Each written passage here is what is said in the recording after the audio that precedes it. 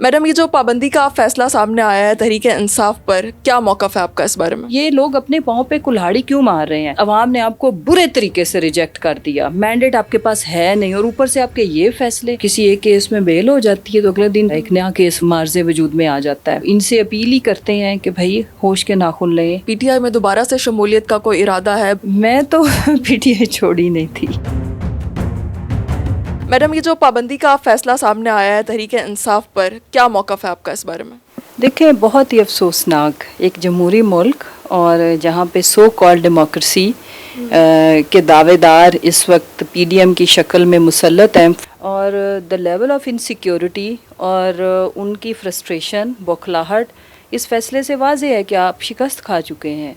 आप किसी अदालत में, किसी प्लेटफॉर्म के ऊपर जब अपनी हुकूमत और अपने वजूद को जस्टिफाई नहीं कर सके हो तो आप इन ओछे हथकंडों पे उतर आए हो। इंतहाई अफसोसनाक।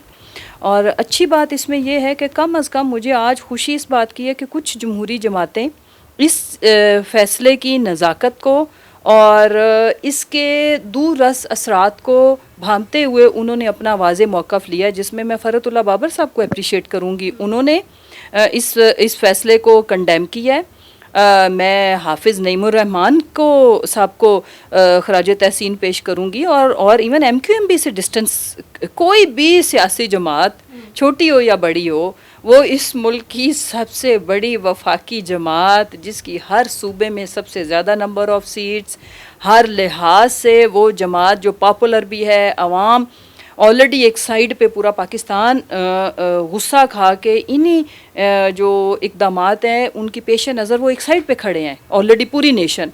और ऊपर से इस तरह के फ़ैसले जब आते हैं तो मुझे ये लोग अपने पाँव पे कुल्हाड़ी क्यों मार रहे हैं और जिस शाख पे बैठे हैं उसको काट रहे हैं। मुझे ये बताओ कि 17 सीटों के ऊपर आप मुंतखब हुए हो, ठीक है, आपके पास अवाम ने आपको बुरे तरीके से रिजेक्ट कर दिया, मैंडेट आपके पास है नहीं, और ऊपर से आपके ये फैसले, तो ये तो अपने ऊपर अवाम का गैज़ो गज़ब इनवाइट करने के मुतरादिफ नहीं है। पीटीआई की सियासत से इस फैसले के बाद कोई फ़र्क पड़ेगा?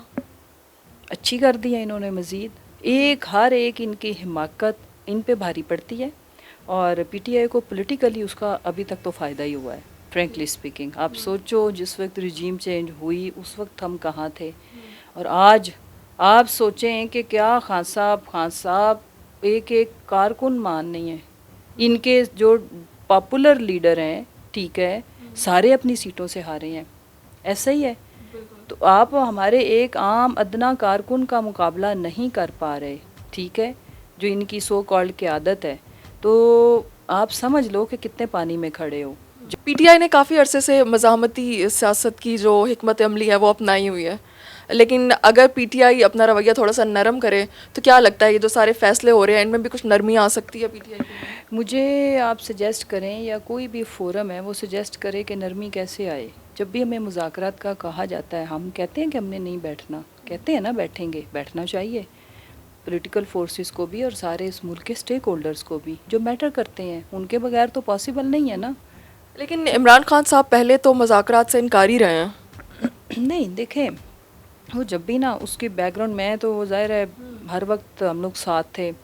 होता ये था कि जब भी मीडिया आता था, खान साहब से पूछते थे, वो कहते थे हाँ मैं मुज़ाकरात क्यों नहीं करूँगा, लेकिन जो जिन चीज़ों पे मुज़ाकरात होने चाहिए उसके लिए तो मैं तैयार हूँ, ठीक है।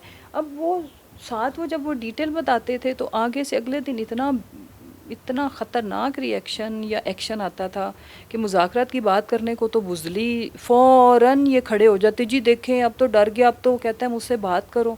कभी भी इनकारी नहीं थे। मैडम, आप बताइएगा कि पीटीआई में दोबारा से शमूलियत का कोई इरादा है? बातचीत चल रही है क़यादत के साथ आपकी? मैं तो पीटीआई छोड़ी नहीं थी, जो सही बात है।